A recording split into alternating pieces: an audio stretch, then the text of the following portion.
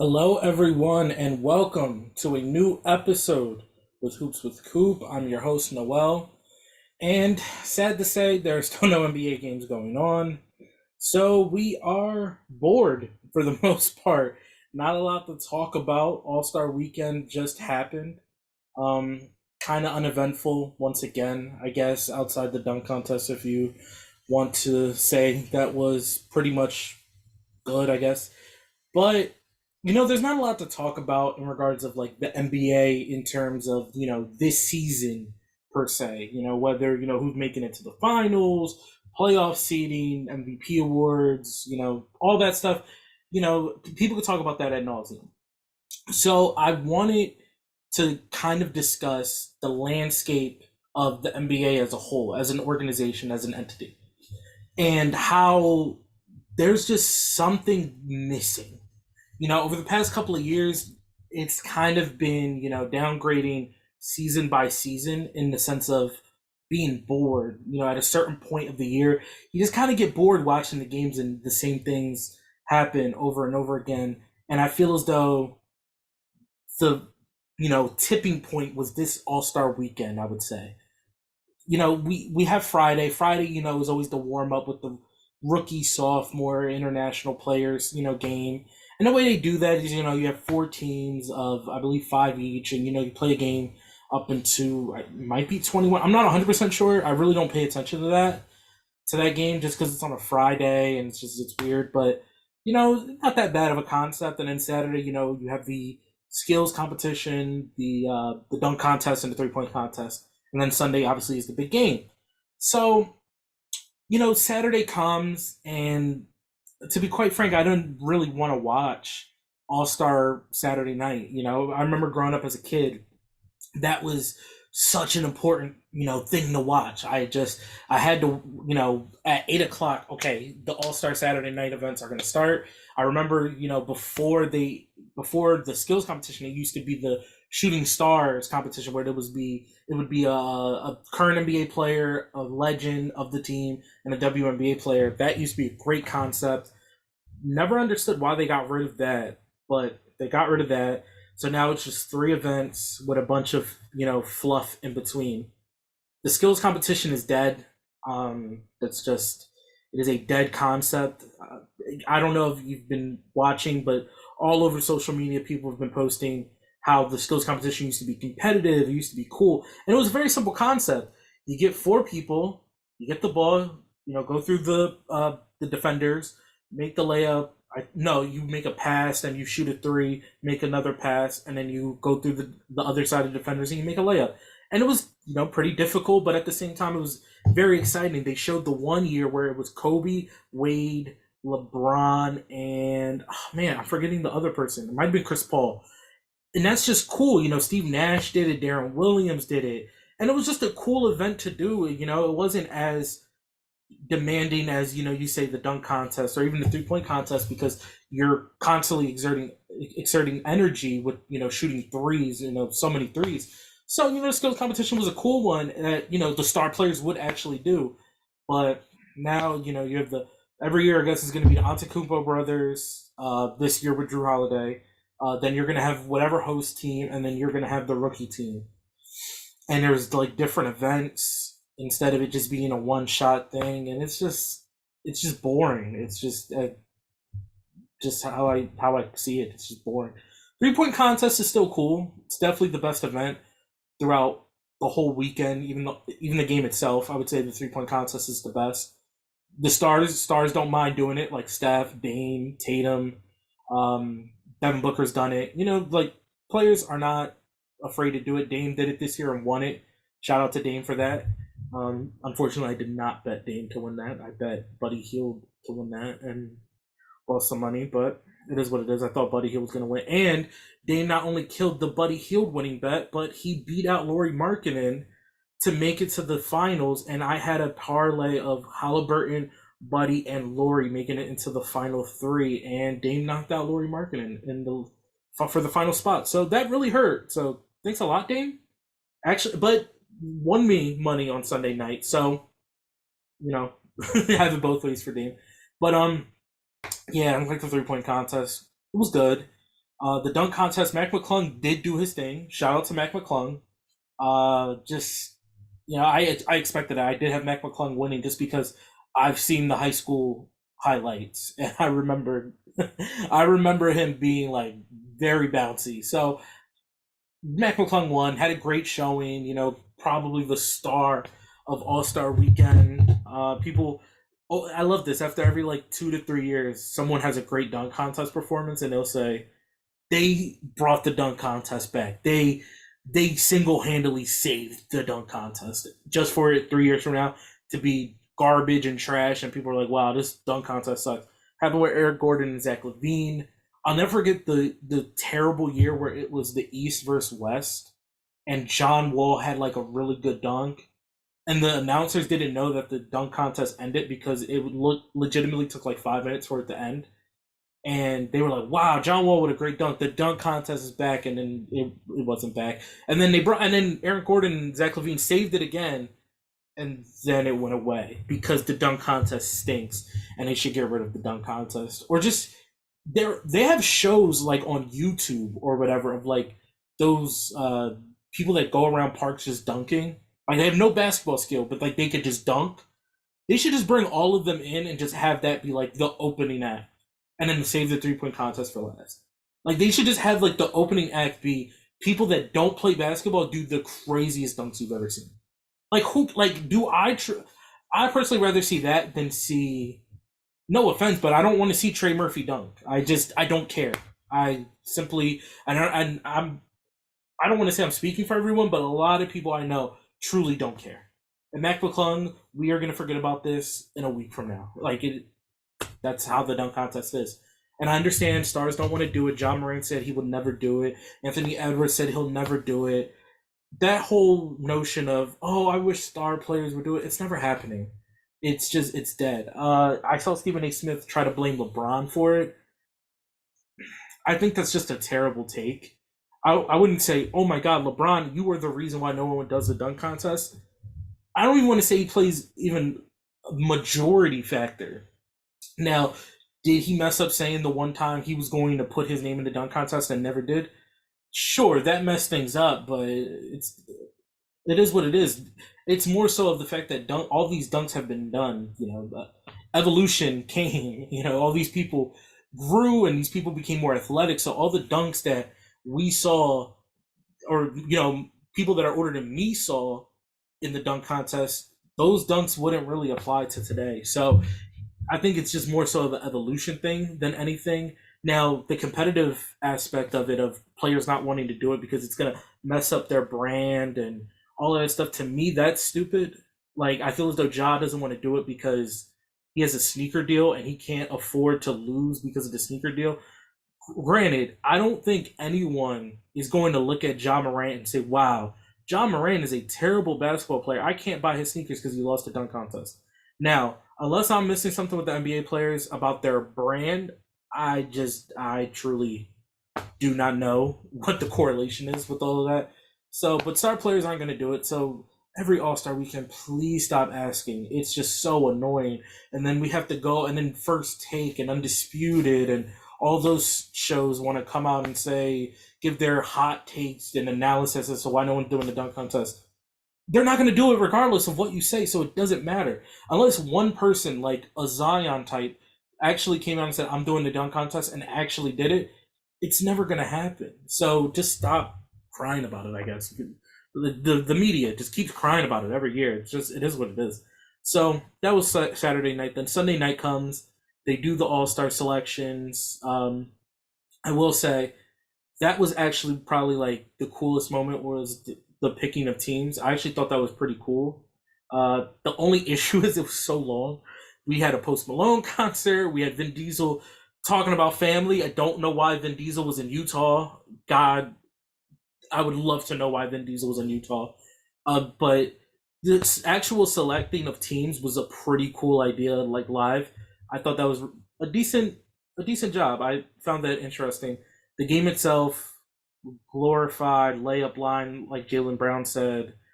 Mike Malone, who coached Team LeBron, Denver Nuggets head coach, said it was the worst game he has ever seen. And that made me start to think, Wow, that All Star game really was terrible. Luckily, I will say I did win a couple of parlays though. Shout out to Dane with that last three. If he did not hit that three, I would have lost my big parlay. So thank you, Dane, for winning me money on Sunday, but losing me money on Saturday. So thank you for making up for that. But anyway, so it just the game itself sucks. There's just no other way to say it. It's not a good game. There's no. I'm not. Here's the thing. I don't want it to be, hard nosed defense. I don't want hard fouls. I don't want people to get hurt. But can they at least try? That's all I'm asking. Just try. I'll never forget when I was a kid. I had on VHS tape the 2000 and was it two or no 2000 and no 2003 the 2003 All Star game, which is Michael Jordan's last All Star game, and that was like my favorite thing to watch when I was like 6 years old. I would watch that All Star game. I'll never forget the Mariah Carey and the Wizards Michael Jordan dress. As you can see, I'm a big Wizards fan. So I remember that. I remember Vince Carter was supposed to start, but then decided to give up his starting spot. I remember the players in it. Like I remember players like Jermaine O'Neal was in it. The jerseys with the little patch on the back of their team. I love that All Star game. I think it went to double overtime. I know it at least went to one overtime. I want to say it went to double overtime because it might have been Kobe. Kobe did not want to actually lose the game, even though everyone wanted Mike to win the game. But Kobe, I'm pretty sure it was Kobe was like, "Nah, we're not losing." But like, I'll never forget stuff like that. Or Allen Iverson. I believe it was that was in 2001 when Allen Iverson had that great performance when they all wore their own jerseys. Allen Iverson had that great performance. I remember having that on a VHS tape. Um, I like there are other All Star games that people talk about. I believe it was the 1987 one. There's one of them that there was like a big game, and then I saw on Twitter there was a highlight of another 80s All Star game where it looked really good. Like it was competitive, athleticism, dunking, but also defense at the same time. You never forget about the year Shaq tried to murder David Robinson because it meant something. Now, I'm not saying all of that needs to happen, but at least just some form of effort. And on Sunday, there was just no effort. It's just legit glorified layup line, time in and time again. Yeah. I don't want to say end it because the All Star game kind of does mean something. At least, like, the fact that you are an All Star means something, not necessarily playing in the game itself. But I will say there are better ways to do it. I feel as though you could easily do like a tournament style of like 3v3s, half court, kind of like the big three for the most part. Games go to 21, ones and twos, or if you want to do like higher scoring or whatever, I would just say games at 21, ones and twos, have a winner's bracket, have a loser's bracket, and at the end, whoever wins the money for the charity, like the most, like wins, like let's say like 500K for charity. So I would just have that. But once again, will the players do it because of the competitive lack of competitiveness? Who knows? I feel like a 3-on-3 game would do wonders, but will it actually happen? I don't. I really don't think it would. You have 8 teams of three. Have a tournament. Winner of the night, wins the charity money. It's a very simple concept.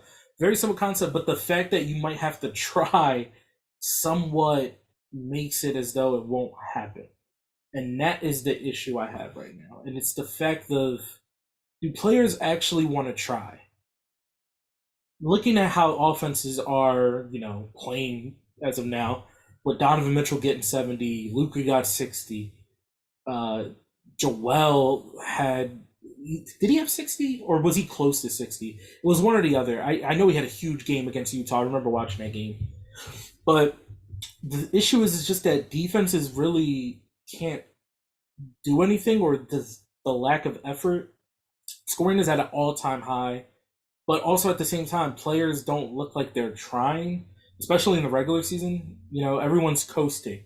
And I remember growing up, the teams that were coasting were always the teams that already proved themselves, like the Spurs and, the Kobe, Shaq Lakers, or just teams like that. Even the Heat with LeBron, like those last 2 years, they are coasting. LeBron with the Cavs, coasting, or the second iteration of him with the Cavs, coasting, because they earned that. They've been there, done that. They know they can turn it on and off in from the regular season to the postseason, and that was fine. But like teams that don't really have anything to have any sort of past of winning tend to coast. The Clippers love to coast, even from the Chris Paul, like they coast, and it just gets them nowhere. And I think that's the issue. That's just there's no competitiveness in the regular season, and then the playoffs come and they try to turn it on, and it's very night and day. There's no sort of consistency within the NBA, and that is a big issue. Nobody has consistency from the worst team in the league to the best team in the league, for the most part. There's not a consistent effort every day. There are players that are not going to play because, it's, a back to back. So they're not going to play. Or it's 4 games in 7 nights. So they're not going to play on the 4th game or the 3rd game. That's just what goes on now. And that is a big issue, especially from a competitive standpoint. These teams are not trying to win. It means something to go out there and try to win every game because you want to prove something and you want to have the best record and you want to have the number 1 seed. But instead of winning 62 games, okay, I'll take a break and try to win 56. It just takes away from, the whole sport for the most part. We're trying to watch a Thursday night game or a Friday night game or, primetime Saturday game on ABC. And there's probably a team that's I'm not gonna start our best player or our second best player, and it just sucks trying to watch the game, and it's boring now. For me personally, I was never a big fan of baseball and soccer growing up. For me, it was always basketball, football, and then at a certain point, it just became basketball, basketball. That was my sole focus was basketball, and over the last couple of years, it's definitely my eyes have definitely wandered to other sports just because of the competitive nature, the fact that players give it their all at all times. It's just more intriguing. It's not a lot of, politically correctness in terms of players versus players, in the sense of, players now are so media trained by the time they hit 15, 16 years old, if they know they're going to make it. For instance, like someone like Jaylen Brown, he talked about he was a prodigy when he was like 13. He knew he was going to make it. He was bigger than everyone. He was gifted. He knew he was going to make it. So from a certain aspect, you are trained mentally how to handle superstardom in a sense, but also handle your brand. And that is like kind of the biggest issue with the NBA, is always worrying about your brand. Now, I'm not saying that you shouldn't worry about yourself. What I'm saying is sometimes you can be yourself at the end of the day. And not everyone needs to worry about their brand. Okay, the 25th best player in the league should not be 100% focused solely on their brand. That's like another issue. It's everyone has been propped up as to focusing on themselves. And then when the time comes, nothing really comes to fruition in terms of the game and the competitive nature. So a lot of these players, they've already teamed up in the past. I was talking to a friend the other day about like the AAU culture of basketball, and I'm saying Trae Young and Michael Porter Jr. somehow know each other and played so many games of AAU basketball. One's from Washington State, the other one's from Oklahoma. Make of that as you will. So it's just a big issue of how the NBA really is right now. It's just everyone. I don't want to say it's too buddy because that is somewhat of a good thing, just off the strength of, players do get along and players respect one another. But at the same time, I don't know how many times if a player comes and kind of ruins the franchise, if you will. I don't want to say any names, but, you can put 2 and 2 together and at multiple stops. But then those players that got ruined by said other player love the guy and will like just vouch for them, and it's like, well, dude, you just wasted 2 years of your career because of that guy not letting your team win, or kind of hampering them. But You don't have that issue in other sports. In other sports, especially even in the NFL, the 49ers are big sore losers, but at least they're not afraid to speak their mind, despite them being sore losers and they lost fair and square. Hey, they're speaking their mind and they're not afraid to name names. So that's cool. In the NBA, God forbid you name a name. If you have a subliminal tweet about someone, everyone comes at the player's neck and they're like, why would I be talking about that? Then why would you tweet something so mysterious? Jamal Murray did that recently. He tweeted something random and mysterious after Bones Highland said something, or a report came out about Bones Highland. Everyone's like, "Oh, you're talking about Bones Highland." Jamal Murray's like, "Why would I do that? I love him." It's just a quote. Couple days later, Bones Highlands get traded. Like, NBA players are just so annoying, and it's just they are very, how do I say it? Like, I don't want to say pampered, but they are kind of put on this pedestal, and Adam Silver has let it happen. Adam Silver, the honeymoon phase should be over. He seems like a nice guy, I guess, but he's very slap on the wrist, and not even a slap on the wrist. He's just like, hey, don't do that again, and it keeps on happening. He just forgets about it. Like, Adam Silver is a substitute teacher at best. So the NBA is in a very tough spot. The collective bargaining agreement is going to be bad. Those negotiations are going to look rough because of players like Ben Simmons and what he did last year, holding out until he got traded. Stuff with Kyrie Irving. There were, about when James Harden came into Houston Rockets camp, severely out of shape. Just multitudes of things going on within the NBA. Whether it's the Lakers and the whole clutch stuff and tampering. There's so many things that really going to hurt the players coming into the collective bargaining talks. And I don't know if the players are going to budge. Not saying that they should budge, because they should want what's best for the players. But at the same time, there needs to be a middle ground, and I don't think there's going to be a middle ground. I'm scared that there will be a lockout that will be for the entire season, or we have a repeat of 1999 and we only get a 40 to 44 game season.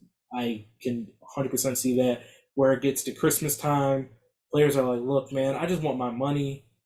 Owners are like, yeah, okay, we want our ticket revenue, and we get a lackadaisical 40 something game season, and players get hurt and just a whole bunch of stuff. And it sucks because we had the COVID year, with the bubble, and then the post-COVID year where it was 72 games and players were still getting hurt, and it was just such a quick time frame from one season to the next. And it looks like things are going to be back on track, but who knows what's going to happen. I just wish that the NBA could be a little bit more competitive and just different in a sense. It's very boring. Last year's finals, the two teams against each other, like, the matchup was fine, but at the end of the day, it was still boring. Like, there's just no core memories from that finals. It might be a Warriors thing, to be honest, because I thought the Bucks Sun series was pretty good, especially Giannis's performances, and I actually really like that series. And then the ones before that I don't like at all, except for 2016. That was compelling, but it might be a Warriors thing. Who knows? I don't know. It's just, I'm in a weird spot with the NBA, and I really wanted to talk about it and see if you guys agree with me. If you feel some sort of way about the NBA, are you kind of distancing yourself from it? Or are you not in love with the game as you once were? Is it boring? Are you just not having fun? Because I'm not having that much fun watching the game. It's a chore sometimes to watch a certain game, and if it's a blowout, I'll turn it off, because 7 times out of 10, the game I'm watching is going to end in a blowout, whether it's one team trying and the other team not, or one team doesn't even have their best players in and the other team does. Or maybe even the other team doesn't. Who knows? It's tough being an NBA fan right now, I feel as though. And the All-Star weekend was the cherry on top for how I feel. And it sucks. Hopefully things can get better. But that is all for this week. Thank you for joining in for another episode of Hoops with Coop. Don't forget to join the Discord, where we post all of our bets, all sports talk. Don't forget to subscribe to this channel and the rest of the Cooper Sports channels. Please do that. Thank you so much for joining in. Have a great rest of the week. Take care, everyone.